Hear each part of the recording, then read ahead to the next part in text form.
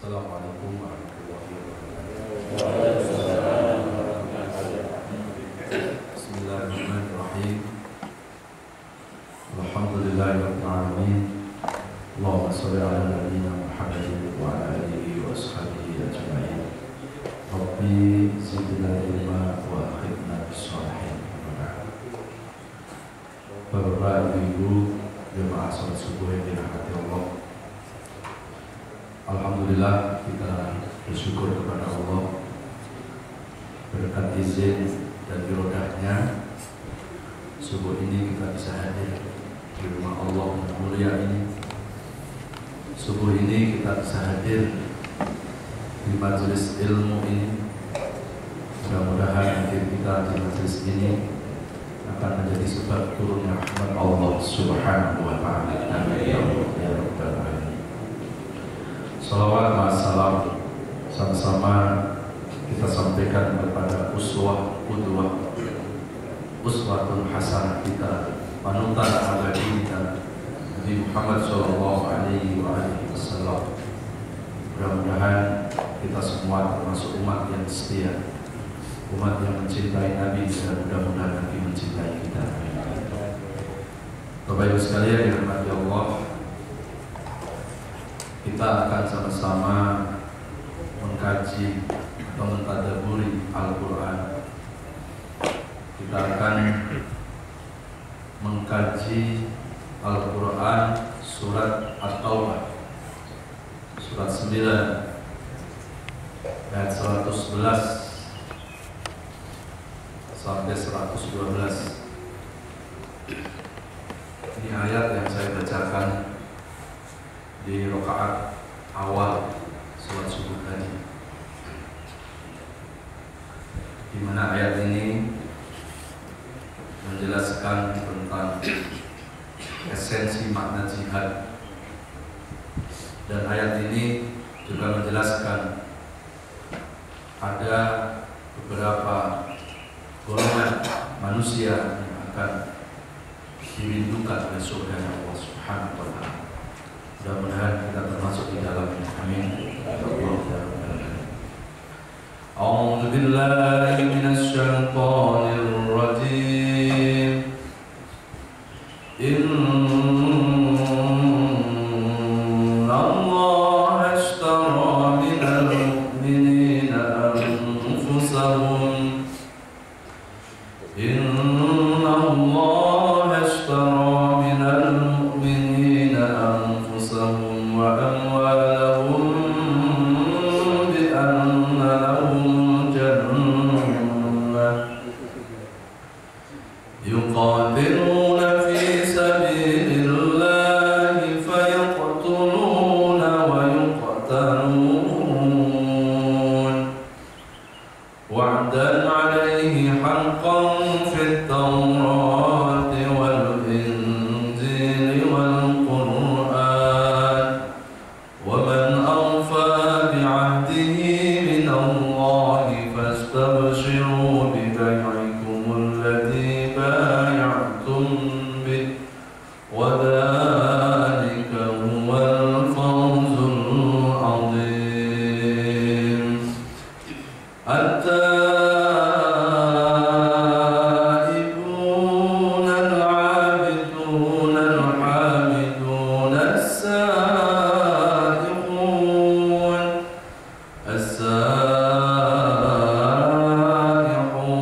الراكعون الساجدون الآمرون بالمعروف والناهون عن المنكر والحافظون لحدود الله وبشر المؤمنين. صدق الله. Sesungguhnya Allah membeli dari orang-orang mukmin baik diri maupun harta mereka dengan memberikan surga untuk mereka. Mereka berperang dalam Allah sehingga mereka membunuh atau terbunuh sebagai janji yang benar dari Allah dalam Taurat, Injil, dan Quran. Dan siapakah yang lebih menepati janjinya selain Allah? Maka bergembiralah dengan jual beli yang telah kamu lakukan itu, dan demikian itulah kemenangan yang agung. Sadaqallahu Nabi. Maha benar Allah atas segala firman dan jemaah sekalian yang dirahmati Allah, surat At-Taubah surat 9 ayat 111, di mana Allah berfirman, sesungguhnya Allah membeli dari orang-orang yang beriman. Apa yang dibeli oleh Allah? Anfusahum wa amwalahum. Allah membeli dari orang-orang beriman jiwa-jiwa orang yang beriman, harta-hartanya orang yang beriman. Allah membeli hartanya, jiwanya orang-orang beriman itu bi anna lahumul jannah, akan dibeli dengan surganya Allah. Ada yang menarik di ayat ini, Pak. Allah menggunakan bahasa bisnis, Allah menggunakan bahasa perniagaan. Tentunya ayat ini bicara tentang situasional, bicara tentang kondisional, bicara tentang kontekstual. Ayat ini adalah salah satu ayat yang diturunkan di periode Mekah. Kalau kita bicara kultur orang Mekah, bisnis atau usahanya orang Mekah saat itu adalah usahanya pedagang. Beda dengan orang-orang Madinah. Orang-orang Madinah, mereka kebanyakan adalah seorang petani kurma. Ini juga dikaitkan dengan kultur alam. Kenapa orang Mekah kok bisnis mereka pedagang? Karena di Mekah nggak mungkin bisa bercocok tanam. Karena Mekah itu tanahnya tandus kering. Kalau kita makan kurma di Mekah, itu nggak mungkin kurma dari Mekah, kurma yang dikirim dari Madinah. Sementara orang Madinah daerahnya agraris, kayak kita ini, tanahnya subur. Maka karena kultur alamnya seperti itu, orang-orang Madinah pun bukan seorang pedagang, tapi seorang petani. Saling kerjasama antara orang Mekah dan Madinah pada saat itu. Apalagi setelah Fathul Makkah, setelah Rasulullah SAW hijrah dari Mekah ke Madinah, Rasulullah berhasil mensaudarakan antara orang Mekah dan Madinah. Orang Mekah disebut dengan kaum Muhajirin, orang Madinah disebut dengan kaum Ansor. Di Al-Quran ada ayat-ayat yang mewakili konteks itu. Ketika ayat-ayat ini diturunkan di Mekah, maka secara tidak langsung Allah pun melihat konteks, melihat kondisi pada saat itu yang hubungannya dengan Mekah. Karena orang Mekah adalah kultur bisnis mereka adalah pedagang, maka Allah pun ketika menurunkan ayat kadang juga menyentuh kebiasaan mereka. Ya, seperti surat At-Taubah ini, bagaimana Allah menggunakan bahasa bisnis. Kan sebetulnya kalau Allah menggunakan bahasa yang lain, makanya sesungguhnya Allah akan memberikan surga, kan sama aja. Kenapa Allah membelikan? Kenapa Allah membeli? Karena ayat ini adalah salah satu ayat yang diturunkan di Mekah. Jadi secara langsung Allah mengajak kepada orang Mekah supaya orang Mekah itu bisa berpikir secara jernih bahwa ternyata Al-Quran itu juga bahasanya bahasa yang mewakili, bahasa yang mewakili dari kultur, dari kebiasaan-kebiasaan mereka. Karena banyak orang pedagang, maka Allah pun cara pendekatannya dengan pendekatan mindsetnya orang pedagang, dengan kata-kata membeli. Ya. Karena biasanya kalau orang dagang itu disentuh dengan kultur, ya, kebiasaan mereka, itu lebih nyambung. Ya. Nah, itu salah satu indahnya redaksi bahasa Al-Quran. Seperti namanya ayat yang lain, namanya ketika Allah menyebut tentang surga, biasanya surga itu selalu diidentikan dengan suatu yang mengalir, sungai yang mengalir, ya. Di bawahnya ada apa? Air. Ya. Kemudian surga di ayat yang lain digambarkan dengan apa? Khadra, dengan tanaman yang hijau lanu. Loh, kenapa surga dihubungkan dengan apa? Dengan sungai yang mengalir, Bapak. Karena ayat-ayat surga itu kebanyakan bisa diturunkan di Mekah. Dan kalau kita bicara Mekah, daerahnya tandus, nggak mungkin ada sungai, nggak mungkin ada air yang mengalir. Sehingga Allah menyampaikan bahasa surga supaya orang-orang Mekah itu bisa berimajinasi. Ya Allah, di gurun pasir yang tandus, di gurun pasir yang kering, bagaimana kalau ada sungai mengalir? Supaya mereka membayangkan betapa indahnya surga.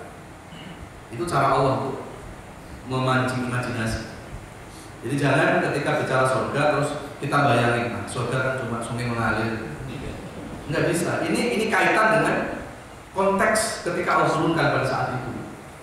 Jadi ada bahasa-bahasa yang bicara tentang kultur, ya, tentang kondisi pada saat itu.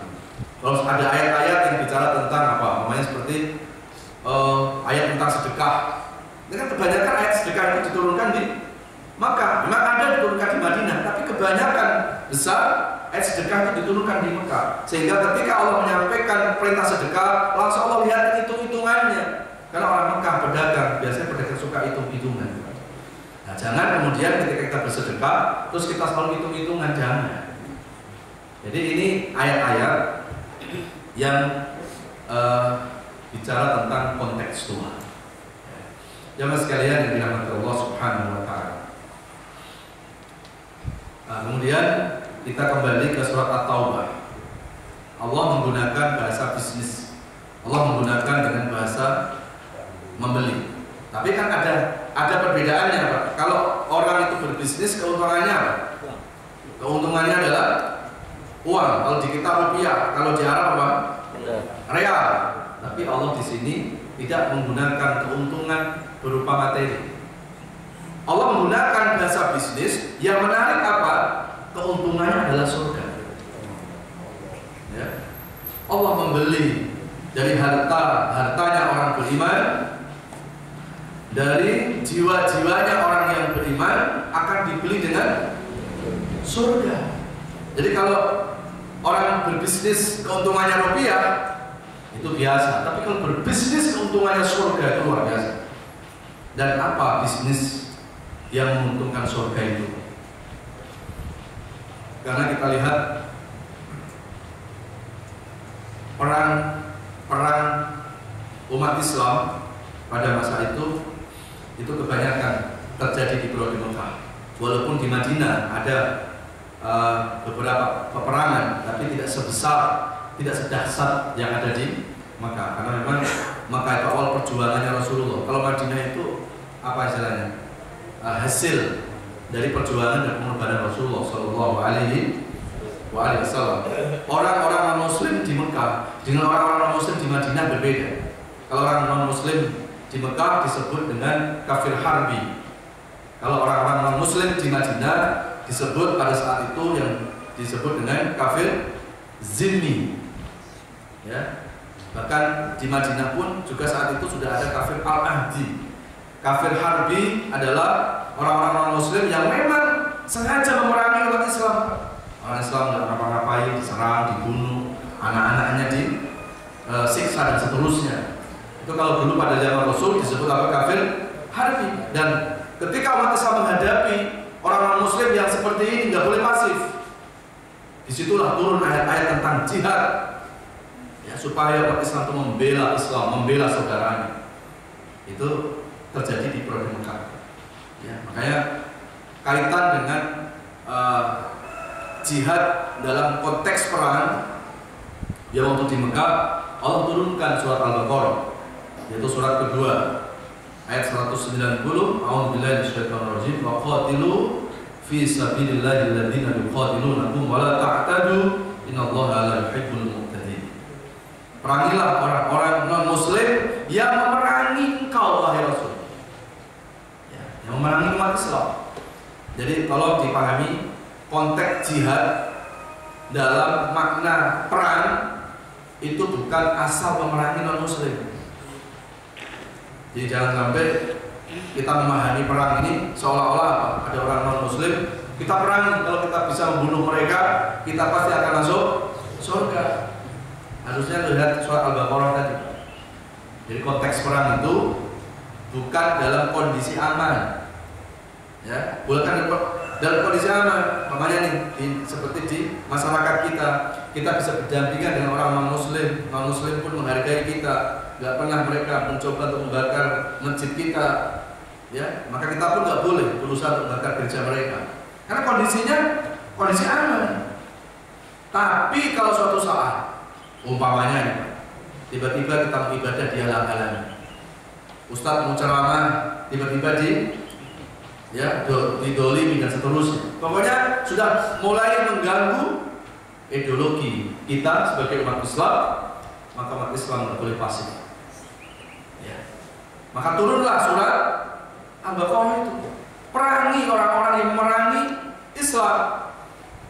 Ya, tapi kalau mereka tidak memerangi Islam, jangan menggunakan surat Al-Baqarah 190. Kalau mereka non-muslim, dia bisa menghargai umat Islam, maka gunakanlah ayat lakum dinukum. Islam ini sangat luar biasa, Pak. Ya, sampai Rasulullah pernah mengibaratkan seorang muslim ketika di malam hari seperti serigala lapar. Seperti apa? Serigala lapar itu apa? Dia diam saja. Itu menggambarkan seorang muslim itu kalau malam dia seperti serigala lapar.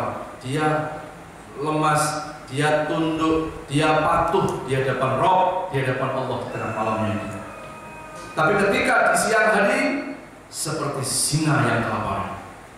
Seperti singa yang kelaparan. Bagaimana seorang muslim di siang hari harus etos kerjanya tinggi, nggak boleh loyo, nggak boleh lemas.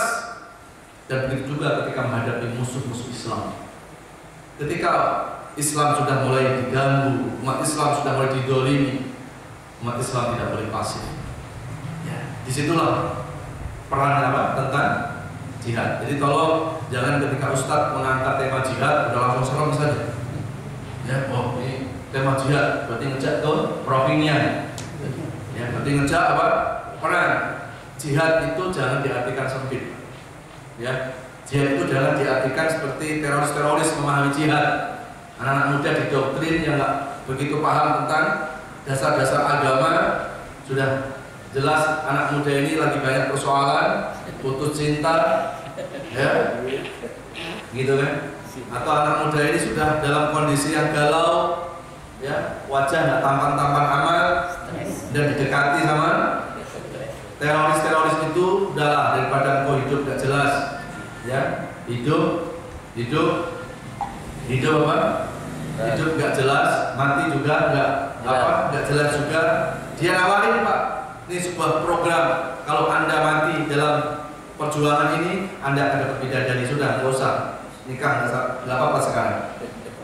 Doktrinlah mereka, ya, dengan doktrin jihad yang sempit. Jadi seolah-olah jihad itu hanya berperang. Seolah-olah jihad itu selalu diidentikan dengan fisik, Pak. Nggak benar.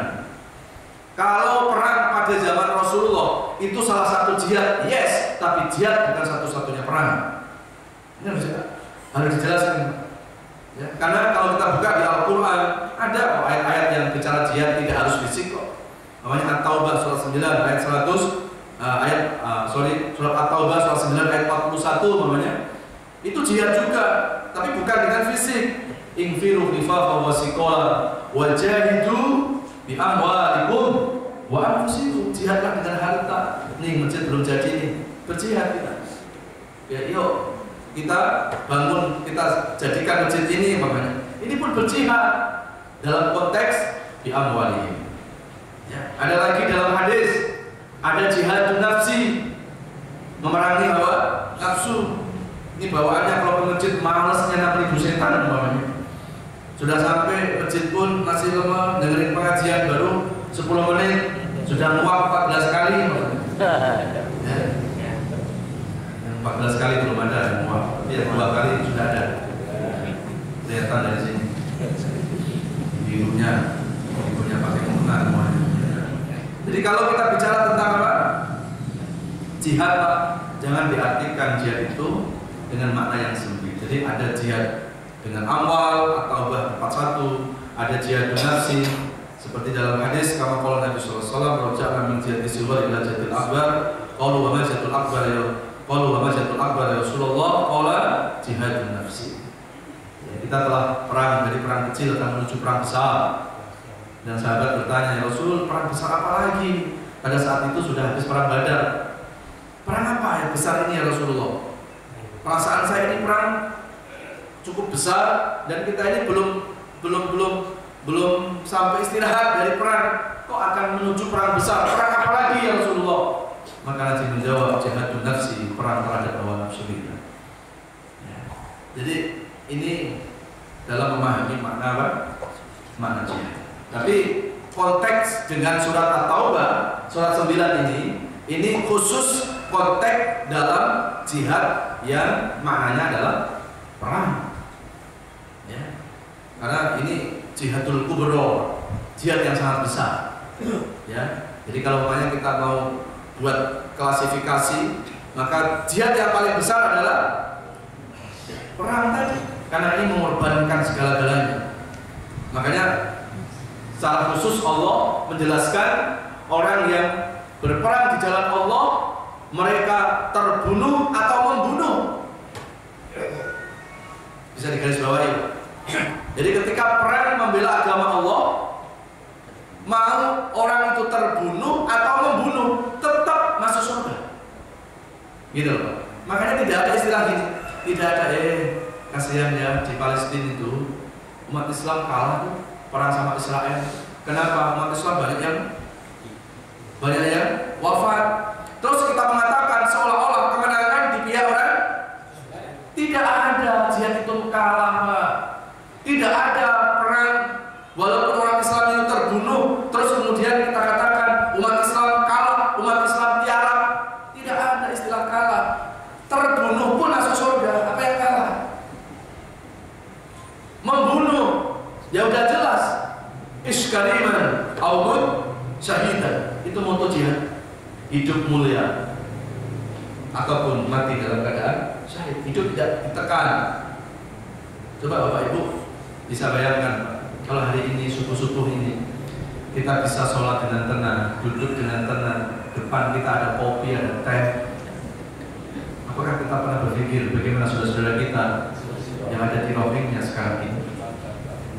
Ya, gitu. Kalau itu terjadi pada diri kita, bagaimana seorang anak-anak Pak melihat orang tuanya dibakar hidup di depan anaknya sendiri?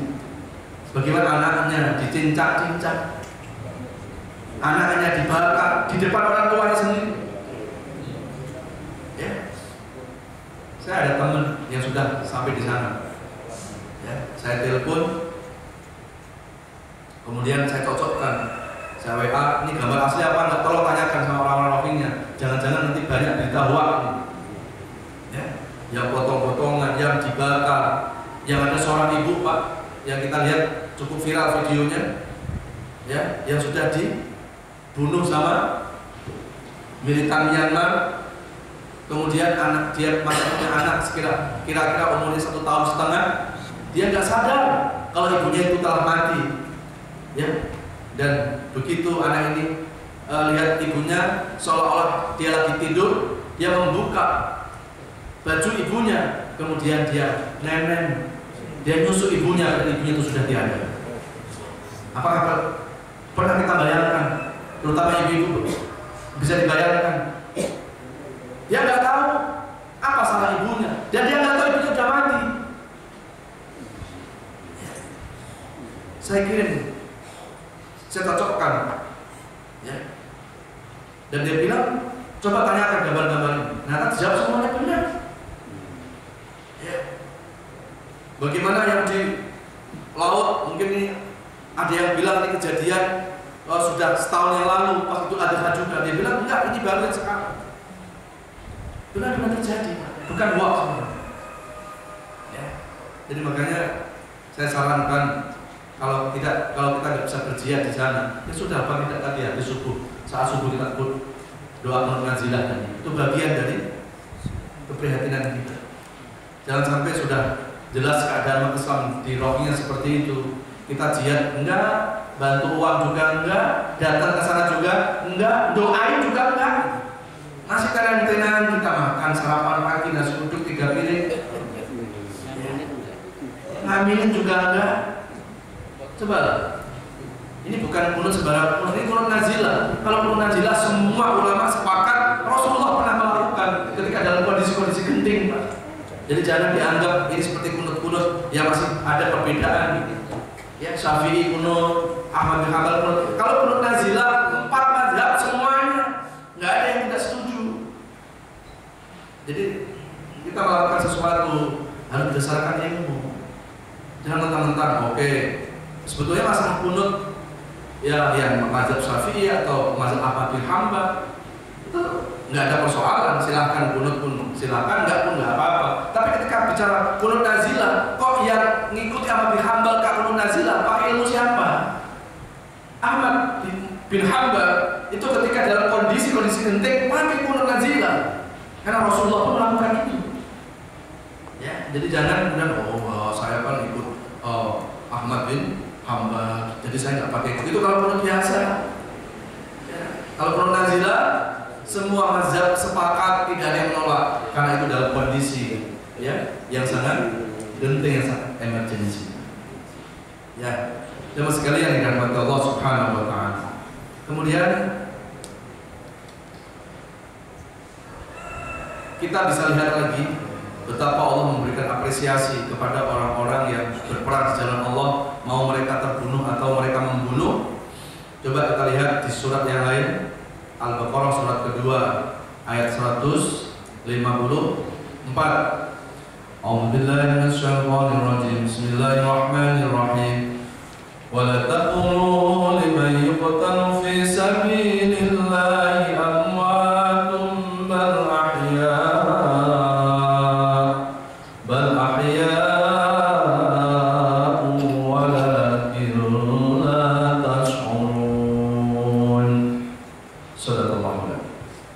dan janganlah kamu mengatakan orang-orang yang terbunuh jalan Allah mereka telah mati, sebenarnya mereka hidup, tetapi kamu tidak menyadarinya. Ini ada korelasi surat At-Taubah 11 dengan surat Al-Baqarah 194 tadi. Jadi kalau Allah menjelaskan Allah akan membeli hartanya, jiwanya orang beriman dengan surga. Ya. Siapa itu orang-orang yang berperang di jalan Allah, mereka membunuh atau mereka terbunuh? Di surat Al-Baqarah 154 Allah jelaskan dengan gamblang, wala taqulu liman yuqtalu fi sabilillah. Ini khususnya dalam konteks perang ya. Jangan kau katakan orang-orang yang mati di jalan Allah mereka adalah mati, bal ahya, mereka hidup. Coba garis bawahi, Pak. Orang mati dibilang Allah hidup. Jangan-jangan kita ini hidup, belum tentu. Ya hidup. Kalau orang yang berjihad di jalan Allah, membela kebenaran, membela agama Allah, mereka mati dikatakan apa? Lah kamu orang-orang mukmin, orang Islam, saudara kita di Palestina, saudara kita di Rohingya, walaupun mereka harus berhadapan dengan laut yang luas, kalau mereka akan mundur, mereka juga akan belum tentu hidup juga, Pak. Maka mereka harus berusaha, harus melewati lautan itu, mati pun gak apa-apa. Mereka, saya yakin paham betul dengan ayat ini. Mereka mati bukan untuk mati, mereka mati untuk hidup. Hari ini banyak orang hidup takut mati, karena belum tentu mati kita untuk hidup. Kalau orang-orang yang membela agama Allah, Allah katakan mereka hidup setelah matinya. Nah, kalau orang memahami pemahaman dengan pemahaman yang benar seperti itu, apa yang ditakuti Pak? Bedil, tembak, bom, mereka nggak takut karena mereka akan yakin akan menuju hidup yang abadi.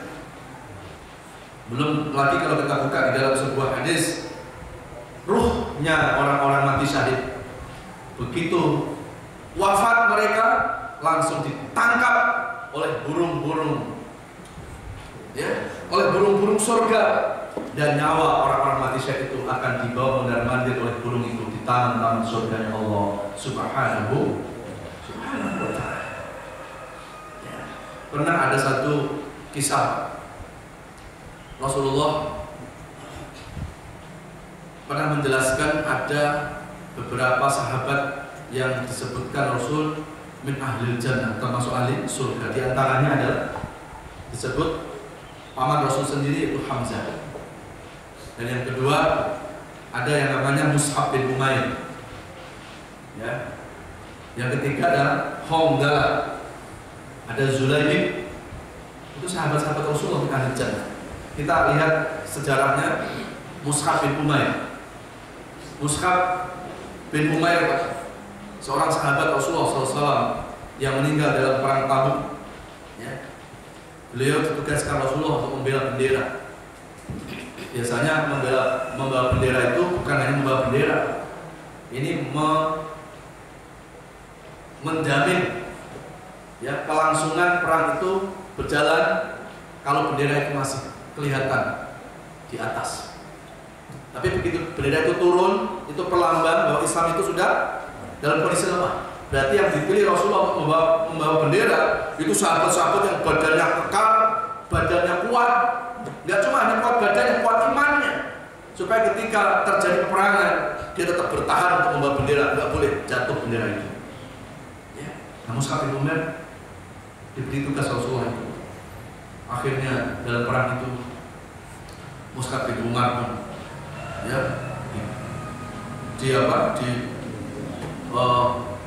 target, dijadikan target oleh orang-orang kafir pada saat itu. Harus bunuh dulu yang bawa bendera biar ketahuan Islam itu lemah saat itu. Maka nggak sebanding dengan musuh. Akhirnya tangan Mus'ab bin Umair dipotong oleh musuh, terpotong tangan kanannya.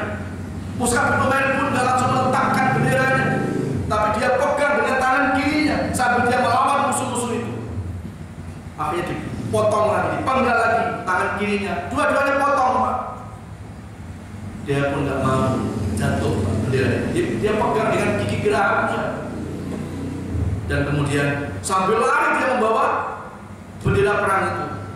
Akhirnya dia jatuh. Ya, karena kondisi fisiknya sudah lemah, darah sudah terlalu banyak yang keluar. Dan singkat cerita, Mus'ab bin Umair meninggal dalam keadaan syahid. Kemudian ada sahabat namanya Hamzah. Nah, Hamzah ini lebih dramatis Pak. Ini lagi pengantin baru nih. Lagi pengantin ya. Malam honeymoonnya ternyata ada perintah dari Rasul. Beliau seorang tentara. Ada perintah Rasulullah malam itu harus perang Pak.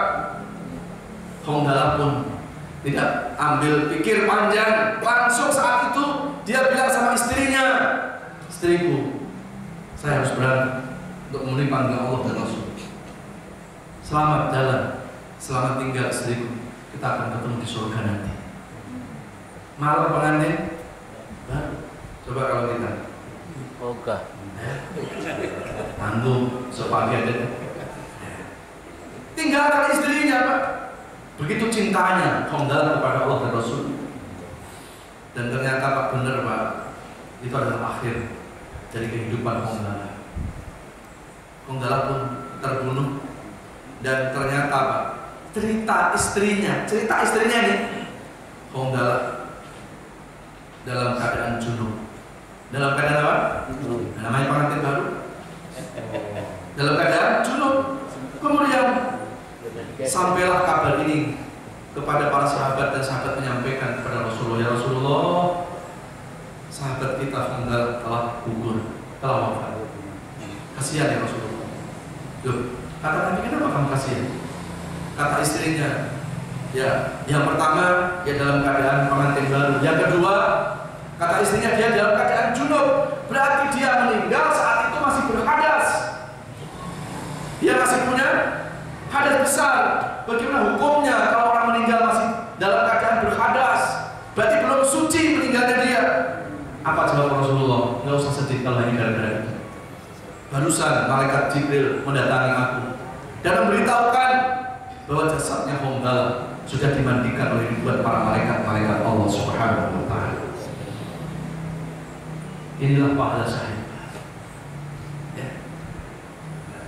Jadi makanya umat Islam, Pak, kalau kembali kepada surat At-Taubah, surat 9 111, kembali pada surat Al-Baqarah, surat kedua ayat 154, Pak. Ada nggak perasaan takut? Ada nggak perasaan takut? Maka saya berpikir, kenapa dulu pahlawan-pahlawan kita memerdekakan negeri ini hanya cuma modal Allahu Akbar, hanya cuma modal dengan bambu runcing, lawannya pakai meriam, lawannya pakai senjata canggih. Kenapa para pahlawan kita ada ulama-ulama besar di sana? Kenapa mereka nggak takut menghadapi musuh-musuh yang bersenjata canggih? Senjata mereka adalah At-Taubah surat 9 ayat 111. Senjata mereka adalah Al-Baqarah 154. Apa yang ditakuti? Mati pun masuk surga, membunuh masuk surga. Apa yang ditakuti? Oh, entar kita kalah. Nggak ada kalah, nggak ada kalah. Ini kan bahasa musuh. Ya, Palestina, ratusan ribu orang jadi korban keganasan Israel. Kalau mereka enggak, mereka ada di surga sana. Daripada hidup mereka justru ditekan. Ya, mereka yakin dengan janji Allah itu. Anak-anak kecil kalau kita lihat di video viralnya berani menantang menghadap tank-tank Israel, ibu-ibu ya yang kita lihat di videonya, kok nggak takut ibu-ibu ya bahwa anak menghadap tank nggak bawa senjata apa-apa? Mereka nggak takut karena mereka sudah punya senjata. Apa? Senjata mereka adalah keimanan, senjata mereka adalah Al-Quran. Makanya musuh-musuh Islam, Pak, ketika mau menghancurkan Islam, mereka tidak membakar masjid. Orang-orang musuh Islam, mereka akan menghancurkan Islam. Pertama, akan menjauhkan umat Islam dari ajaran dan dari Al-Quran. Karena mereka tahu kalau umat Islam itu selalu patuh dengan Quran, nggak ada yang ditakuti. Kalau umat Islam itu patuh dengan ajarannya, nggak ada ketakutan. Jadi Zionis, musuh-musuh Islam sekarang ini, Pak, lagi berusaha untuk menjauhkan umat Islam dari ajarannya. Itu dari Al-Quran. Karena kalau umat Islam sudah jauh dari Al-Quran, akan mudah dipatahkan oleh mereka. Tapi kalau umat Islam kembali kepada Al-Quran, mereka tahu nggak akan mudah dipatahkan. Karena itu senjata yang luar biasa. Ya. Jadi makanya sudah saatnya Pak melihat pelajaran-pelajaran, melihat kejadian-kejadian umat Islam di Palestina, umat Islam di Rohingya, umat Islam di Chechnya, umat Islam di Marawi, Filipina. Coba ini harus kita menjadi pelajaran. Ketika Islam itu di negara-negara yang mayoritas bukan Islam, apa yang terjadi umat Islam di sana? Didolimi.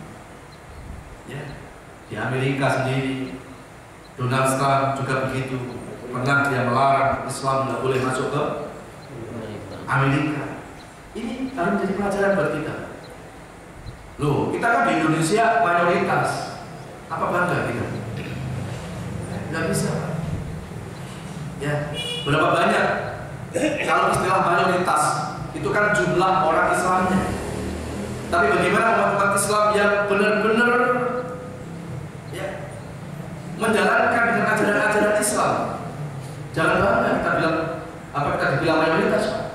Maaf, ayo kita buat survei sederhana saja, Pak. Nggak usah kita bicara umat Islam yang mau berjihad berperang itu terlalu berat pengorbanannya, Pak. Coba kita buat survei yang sederhana saja.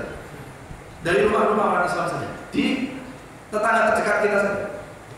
Kita buat survei kecil-kecilan. Kalau kita cari setiap rumah orang Islam, maaf, penzinanya. Saya yakin nggak semua rumah umat Islam itu ada penzina. Setuju nggak?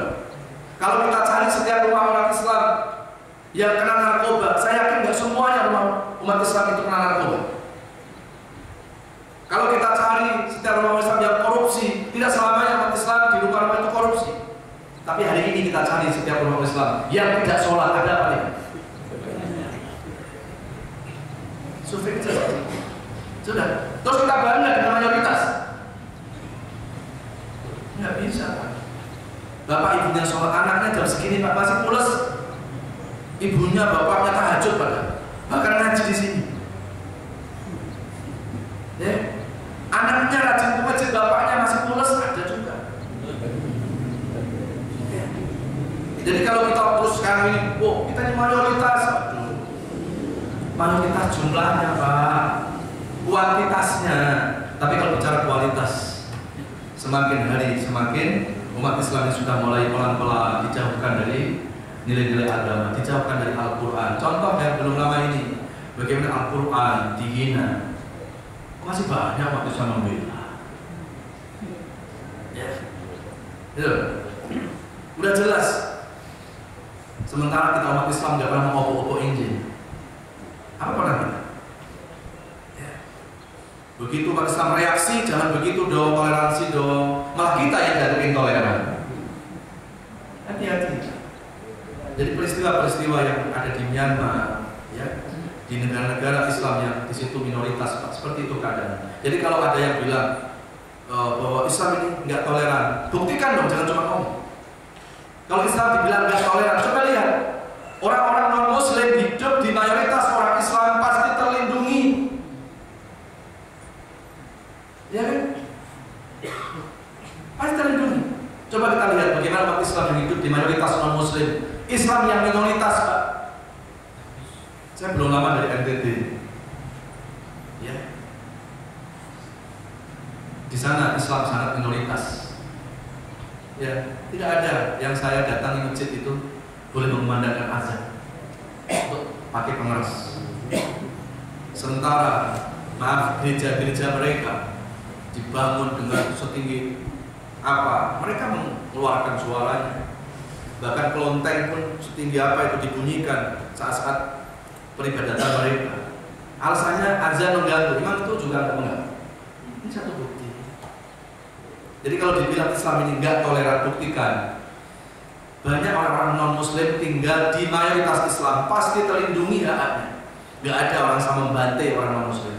Walaupun Islam kita mayoritas, tapi tidak ketika Islam ini minoritas. Dan ini harus menjadi pelajaran buat kita.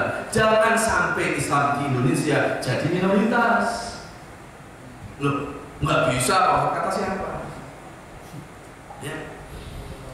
Kalau umat Islam sekarang sudah mulai jauh dari masjid, kalau umat Islam sudah mulai jauh dari ajaran-ajaran agama, ya, bisa jadi lebih banyak umat Islam yang akan membela negara daripada membela agama. Agama dihina biasa, tapi begitu negara dihina, seolah-olah ini yang harus dibela. Agama sama negara kenapa dipisahkan? Agama tidak bisa dipisahkan dengan negara. Dan kalau sudah ada gerakan-gerakan Islam sudah mulai dipisahkan dengan negara, udah jelas Pak, berarti paham komunis sudah tumbuh di negeri ini. Ya, karena komunis nggak seneng agama dicampurkan dengan negara, agama sendiri, negara sendiri. Ya. Jadi ini bukan berarti kita seolah-olah negara kita sudah seperti itu, tapi kewaspadaan perlu. Karena negeri ini Pak dibebaskan jelas oleh darah mayoritas umat Islam. Negeri ini yang punya siapa Pak? Mayoritas umat Islam. Tapi hari ini bagaimana kenikmatan aset-aset negeri ini, siapa yang menikmati semua? Jadi kita harus sadar betul, waspada, dan kita harus membangun solidaritas sama Muslim. Sudah bukan saatnya lagi Pak kita harus kita harus selalu mengedepankan perbedaan-perbedaan kita. Sudah saatnya kita ini harus kembali pada persamaan kita. Ya. Sama-sama Muslim, sama-sama punya Quran, sama-sama nabinya, sama-sama kiblatnya. Harusnya disitulah umat Islam akan menjadi kuat.